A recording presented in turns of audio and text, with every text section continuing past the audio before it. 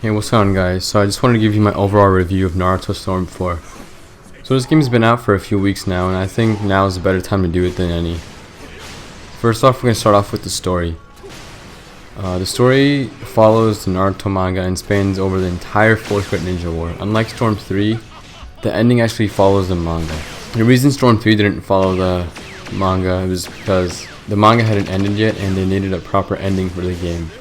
So they created their own version of the Naruto ending. So for Storm 4, the story I think is the strongest point of the game, with multiple boss battles and animated cutscenes straight from CC2 that look amazing, and it feels a lot better than watching the anime. Though some of the cutscenes aren't animated by CC2, they're taken directly from the anime. I would have liked those cutscenes along with all the cutscenes in the game to be animated by CC2, but it's fine. It's not a huge deal. The story's replay value is pretty high. It can be played over and over again because of the boss battles. They're just super addicting. Next up is adventure mode. It's probably the most useless mode in the entire game. Adventure mode takes place after the Naruto story and is filled with small activities that some people might find fun. Personally, I think pretty pointless, and I'd only play it just to get those additional trophies. Next up is free battle. Free battle has the same modes from the previous Storm games, such as versus mode, practice, tournament, league, and survival. Next up is online. Online has changed quite a bit by now letting you play against computer players while waiting to connect with another actual live person. Along with that, you can now watch other players fight in tournaments in league mode, which I think is really a stupid idea in my opinion. Next is some of the new mechanics that have been added, improved, or removed. Free battle has gone back to the original roots by getting rid of the ultimate jutsu, awakening, and drive type sets, but I'll touch more on that later. Next thing that improves is the counter method. Unlike the bullshit method they had in Revolution, if someone counters your attack, you get stunned for around 3 seconds. You're just standing there helplessly.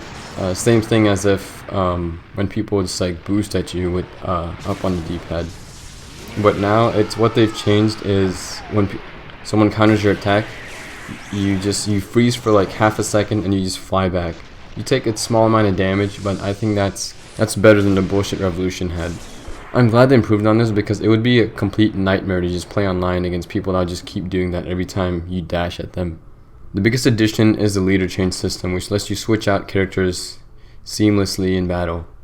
Though you can't do this constantly because of the cooldown rate, it's still a really nice addition, and it was definitely needed. And I'm glad that they listened to their fans for once.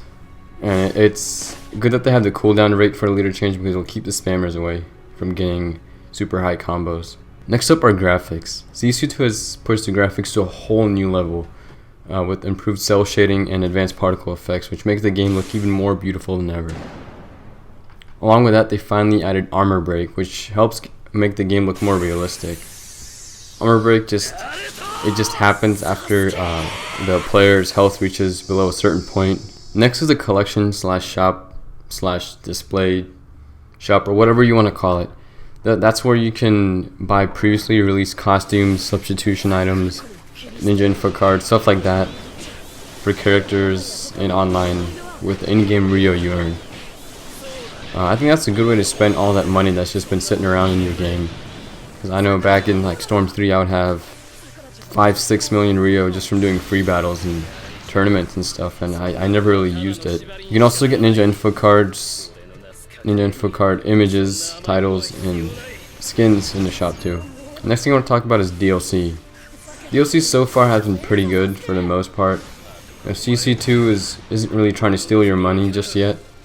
Pre-order bonuses were probably their highest point in DLC, with the Boruto and Sarada and all the last characters. I think that was a good move on their part. Some of the upcoming DLC bothers me though, such as the Sound Ninja 4 DLC, which should have been characters that we just get in the game, like with the pre-time skip Naruto, Sasuke, and the whole group of Leaf Ninja from before Shippuden. They should have just been included in that group instead of being DLC. The new bonus story DLC is a total letdown.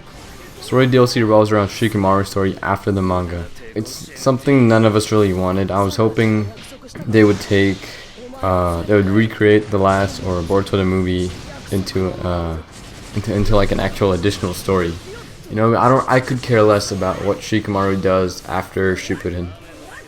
Like, if they really wanted to put that into the game, they could have just added this into adventure mode with like the official release of the game. It shouldn't be something that is DLC, you know. They are going to be doing another scenario similar to Shikamaru's, but it's probably going to be like Kakashi's story after Shippuden, which I think that one makes more sense than Shikamaru's. I would rather play that than play Shikamaru's, but it's still no reason for either of those to be considered DLC. It should have just been in the game from launch. Overall, Naruto Storm 4 is a solid game with a strong story, addictive free battle, and competitive online battle. I give this game a solid 9 out of 10. That's all I have for you guys. I hope you enjoyed this review. Remember to smack that like button, as it's always appreciated, and if you have any comments, questions, or concerns, leave them down below. And if you're new here, then hit that subscribe button to see more content like this. I'll see you guys next time.